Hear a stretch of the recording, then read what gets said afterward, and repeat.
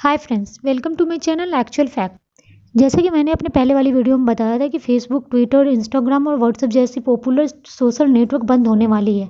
तो दोस्तों, हम आपको बता दें कि अब आप ये चिंता ना करें, क्योंकि अब भारत में जो ये पॉपुलर सोशल नेटवर्क बंद होने वाली थी वो अब बंद नहीं होगी, क्योंकि अब ये सोशल नेटवर्क भी नई गाइडलाइंस का पालन करने के लिए तैयार है।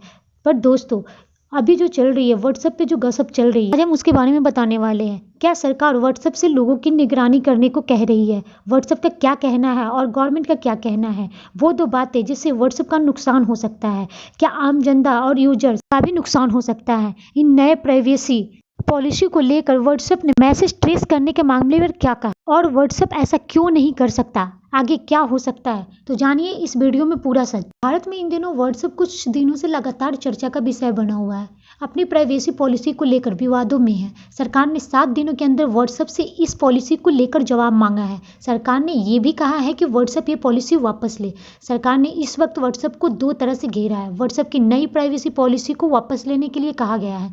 दूसरा ये कि गाइडलाइन के तहत व्हाट्सएप को व्हाट्सएप मैसेज ट्रेस करना होगा, यानी व्हाट्सएप मैसेज के ओरिजिन को जरूरत पड़ने पर ट्रेस करके उसकी जानकारी सरकार को देनी होगी। इस पर व्हाट्सएप का कहना है। व्हाट्सएप ने मैसेज ट्रेस करने के मामले पर कहा। व्हाट्सएप ने अपने ब्लॉग पोस्ट में मैसेज ट्रेसिंग को लेकर कई बातें कही है। व्हाट्सएप भारत सरकार की सोशल मीडिया गाइडलाइन के खिलाफ कोर्ट जा चुका है। व्हाट्सएप ने दिल्ली हाई कोर्ट से कहा कि सरकार द्वारा बनाए गए नए नियम को ब्लॉक किया जाए। इस लॉसूट में दावा किया गया है कि ये नियम संवैधानिक नहीं है। व्हाट्सएप ने कहा कि एक मैसेज ट्रेस करने के लिए सभी मैसेजों को ट्रेस करना होगा। व्हाट्सएप ने ये भी कहा कि फ्यूचर में सरकार कौन से मैसेज की जांच करना चाहेगी ये प्रेडिक्ट नहीं किया जा सकता है। एक सरकार अगर मैसेज ट्रेस करवाना चाहती है तो ये एक तरह का मास सर्विलांस यानी जन निगरानी हुआ। वो दो बातें जो व्हाट्सएप को नुकसान दे सकती है। दोनों ही केस में व्हाट्सएप का नुकसान है, लेकिन एक केस में लोगों का भी नुकसान है। एक तरफ व्हाट्सएप पॉलिसी वापस लेता है तो कंपनी की कमाई पर असर पड़ेगा। दूसरी तरफ अगर व्हाट्सएप मैसेज ट्रेस करने का काम करता है तो लोगों का भरोसा व्हाट्सएप से खत्म होगा और दुनिया भर में इस ऐप की किरकिरी होगी।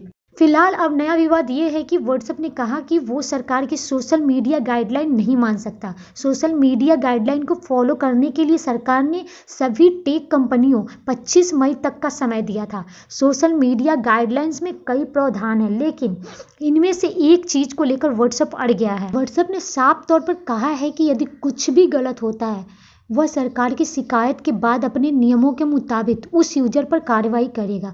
WhatsApp platform end to end encrypted है, इसलिए कानून का पालन करने के लिए व्हाट्सएप को इस इनक्रिप्शन को तोड़ना होगा। ऐसे में व्हाट्सएप यूजर्स की प्राइवेसी खतरे में आ जाएगी।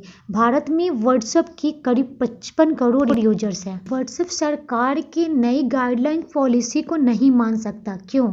व्हाट्सएप ही नहीं बल्कि एंड टू एंड इनक्रिप्शन वाले दूसरे प्लेटफॉर्म जैसे सिग्नल और टेलीग्राम भी मैसेज ट्रेस नहीं कर सकते हैं और न ही मैसेज के ओरिजिन का पता लगा सकते हैं। व्हाट्सएप के मुताबिक एंड टू एंड इनक्रिप्शन होने की वजह से व्हाट्सएप भी यूजर्स के मैसेज पढ़ नहीं सकता है।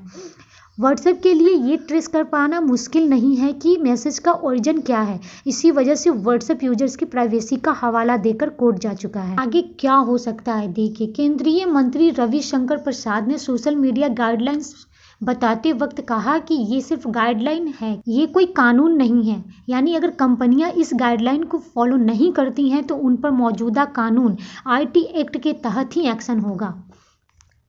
अब ये देखना दिलचस्प होगा कि सरकार इसे किस तरह से लेती है।